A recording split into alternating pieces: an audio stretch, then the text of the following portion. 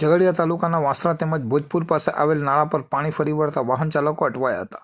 રાજપારડીથી ધરોલી જતા માર્ગ ઉપર ભોજપુર પાસે આવેલ નાળું તેમજ વાસણા પાસે આવેલ નાળા પર પાણી ફરી વળતા રસ્તો બંધ થયો હતો. ભરૂચ જિલ્લાના ઝઘડિયા તાલુકાના રાજપારડીથી ધરોલી જતા માર્ગ ઉપર ભોજપુર પાસે આવેલ નાળા પર તેમજ વાસણા પાસે આવેલ નાળા પર આજરોજ 12 કલાકે વરસાદી પાણી ફરી વળતા રસ્તો બંધ થયો હતો. ઉપરવાસમાં ભારે વરસાદને લઈ ભોજપુર ગામ પાસે આવેલ નાળા પર વરસાદી પાણી ફરી વળતા આ માર્ગ બંધ થયો હતો, જેને લઈ કામ અર્થે જતા વાહન ચાલકો તેમજ વિદ્યાર્થીઓ અટવાયા હતા.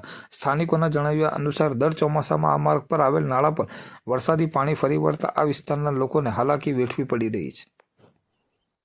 મારું નામ હેમરાજસિંહ અર્જુનસિંહ સુણવા છે. હું ધારોલીનો વતની છું અને ઉપરવાસમાં જે આ વધુ વરસાદ પડ્યો છે એના કારણે ધારોલીથી રાજપારડીનો રોડ માર્ગ જોડતો ભોજપુર પાસે જે નાળું આવેલું છે તેમાં પાણી ફરી વળ્યું છે. એના કારણે કામ ધંધા અર્થે સ્કૂલે જતા ને બધા માણસો અટવાયા છે અને સંપર્ક વિહોણા થયા છે.